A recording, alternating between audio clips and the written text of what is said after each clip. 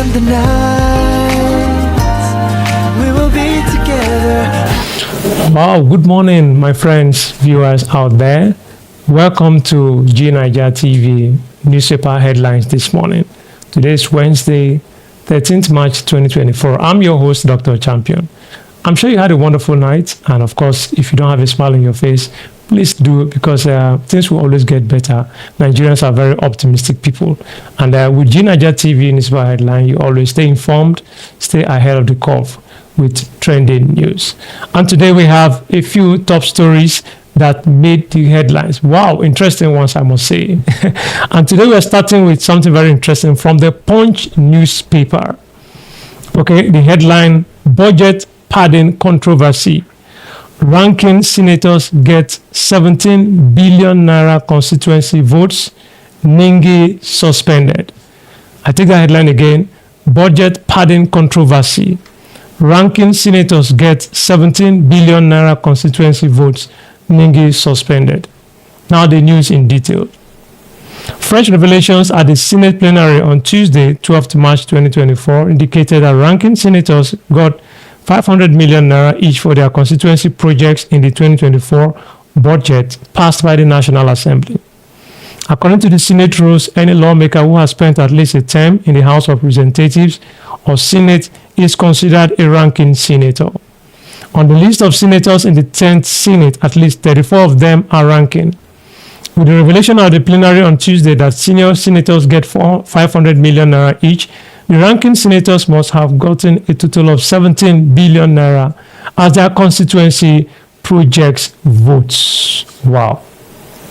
Senator Jarigwe, PDP Cross River North, during the debate of the motion on Bridge of Privilege moved by Senator Lamileko Adiola, APC Ogun West, against Senator Abdul Ningi, PDP Bauchi Central, over Ningi's interview with the British Broadcasting Corporation House of Services, alleged that senior senators got 500 million naira each. Ningi was therefore suspended for 3 months on Tuesday, 12th of March 2024. Ningi also resigned as the chairman of the Northern Senators Forum. Jarigwe's revelation led to a rowdy session at the plenary, with some senators denying collecting the amount. Jarigwe later clarified in an interview on Arise TV that the money was for constituency projects, not for personal palliatives of the senators. Wow. More of those details you can see in the Punch newspaper this morning on budget padding controversy. Interesting one, I must say. Okay, still moving on. The next paper we have here is the Vanguard newspaper. And of the Vanguard newspaper, one of the top stories leading this morning is on the soldiers' arrest on parents, on son, over illegal arms manufacturing. And the headline goes thus: soldiers arrest parents, son, over illegal arms manufacturing, according to the Vanguard newspaper this morning. Now the news in detail. The Nigerian Army 63 Brigade, Asaba Delta State, has arrested one Mr. Iboka, a 22-year-old man, and his parents in Onitsha, Olona or Aniocha North Local Government area of the state in Delta State, over alleged illegal arms manufacturing. Commander of 63 Brigade, Brigadier General Ugochukwu Unachukwu, who briefed newsmen on the development, said the factory can produce 10 guns a week. He said 8 suspects were arrested when the military personnel uncovered the weapons manufacturing factory located in a forest. He said the father, mother, and sister were among those arrested over the illegal arms deal, noting that the activities of the suspects were a major contributor to insecurity in the region and the country. Unachukwu said, in this axis, it is only IPOB and Eastern Security Network, ESN, that uses improvised explosive devices and even drones. Wow, interesting, you may say. More of those details can be found in the Vanguard newspaper this morning. Okay, let's look at quickly the Premium Times Nigeria. Premium Times Nigeria. And of course, a top story there says Nigerian lawmakers demand urgent rescue of 200 abducted pupils in Kaduna. Nigerian lawmakers demand urgent rescue of 200 abducted pupils in Kaduna. Now the news in detail. Over 200 school children were abducted last Thursday from a public primary school and a secondary school in Kuriga town in Chikun local government area of Kaduna State. The House of Representatives has asked the Office of the National Security Advisor to coordinate the rescue of the over 200 students abducted by terrorists in Kuriga, a community in Kaduna State, northwest Nigeria. The House reached the resolution during the Tuesday's plenary session. The resolution followed the adoption of a motion of urgent public importance moved by Ahmed Muni. Over 200 school children were abducted last Thursday from a public primary school and a secondary school in Kuriga town in Chikun local government area of Kaduna State. More of that stories can be found in the Premium Times Nigeria. And of course, we will quickly go on a commercial break. When we are back, we shall continue with G9ijaTV news headlines.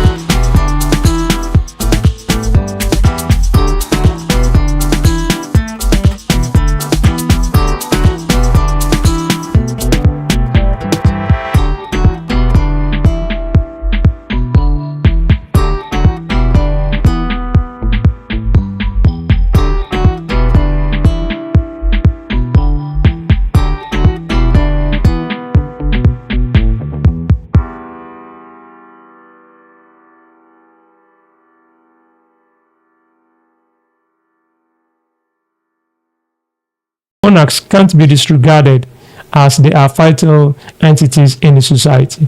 One of those news can be seen in the Vanguard newspaper. And away from that, we quickly go to the Punch newspaper with an interesting headline. Nigeria's agri exports facing rejections overseas. Nigeria's agri exports facing rejections overseas. And of course, that's coming from WTO DG. Now the news in detail. The World Trade Organization says Nigeria has lost its leading position in the agricultural export markets because its agricultural commodities do not meet the sanitary and phytosanitary requirements of the foreign markets. According to the World Trade Organization, despite the abundance of arable lands and increased investments, the nation has transitioned into a net importer of farm produce that was previously cultivated domestically, undermining efforts aimed at ensuring food sustainability. You want to know more of those details, please quickly grab that newspaper, the Punch newspaper, and you will see that. As we're going to round up this morning, well, let's look at the Daily Trust. Tinubu appoints head of service, permanent secretaries, orders for FCT. President Tinubu appoints head of service, permanent secretaries, orders for FCT. Now the news in detail. President Bola Ahmed Tinubu has approved the appointment of the chairman and commissioners of the FCT Civil Service Commission. They are Engineer Emeka Eze as chairman, Ahmed Mohammed Northwest, Chief Anthony Uke South-South, Mohammed Magaji Ibrahim Northeast, Miskum Alexander Natum North Central, Jide Jimo Southwest, and Barrister Martin Azubike for the Southeast. According to a statement by Anthony Ogunleye, Director of Press, Office of the Minister, said the President also approved the appointment of Mr. Atang Udo Samuel as the head of the Civil Service, as well as the following permanent secretaries for mandate secretaries: Dr. Adam Babagana, Northeast; Wanki Adamu Ibrahim, Northeast; Asmao Muktau, Northwest; Dogo Aliyu Wadakta Bodinha, Northwest; Olusa Olusegun, Southwest; Adetoyi Rabiu Kolawole, Southwest; and Grace Adayilo, North Central. Others are Olubume Olokere, North Central; Ibe Prospect Chukwemeka, Southeast; and Okonkwo Florence Nonu Pari for the South-South. Details of that story can be found in the Daily Trust newspaper. Grab a copy of that this morning. And away from that, for Business Day NG, Herbert Wigwe's burial event may escalate political hostility in Rivers State. Herbert Wigwe's burial event may escalate political hostility in Rivers State. Footages coming out of the burial ceremonies of the tragically killed CEO of the Access Holdings Limited, Herbert Wigwe, his wife and son, may aggravate political crisis in Rivers State. Indication to this was a photo of a big hug between Governor Siminalayi Fubara and former Governor Nyesom Wike's biggest political enemy, Chibuike Rotimi Amechi, is making the rounds, whereas photo of Wike in the crowd is also making the rounds. Wike ensured that government officials during his tenure stayed away from his predecessor, who was Transportation Minister, as probe upon probe of Amechi's tenure grabbed headlines. It was of public note that the new administration led by Fubara that was installed by Wike was never to interact with Wike's detractors, and it was in fact not allowed to meet anyone without clearance. Very interesting story. And finally for today, we look at the Premium Times, something that is on security. Many kidnapped in fresh mass abduction in Kaduna. Well, a sad one, I must say. Many kidnapped in fresh mass abduction in Kaduna. Now the news in detail. At least 61 people were reportedly abducted as terrorists attacked Buda, a community in Kajuru local government area of Kaduna State on Monday. Residents of the area told Punch newspaper that the latest abduction incident happened late Monday night at about 11:45 p.m. A resident, Dauda Kajuru, said the kidnappers stormed the community in large numbers, shooting indiscriminately as they abducted residents. What happened yesterday was terrifying. The bandits came intending to abduct scores of people that will outnumber that of school pupils in Kuriga village of Chikum local government area. But for the swift response of soldiers who were not more than 2 kilometers away from Kajuru curtailed the number of casualties. My siblings were part of those abducted yesterday, and based on the information available as of this morning, the bandits with their victims are yet to get to their destination. Mr. Kajuru was quoted by the newspaper. He said that the terrorists operated unchallenged because of the removal of an army commander popularly known as Tega 7 in the area. He said terrorist activities resumed around the Kajuru local council after the army officer was posted out.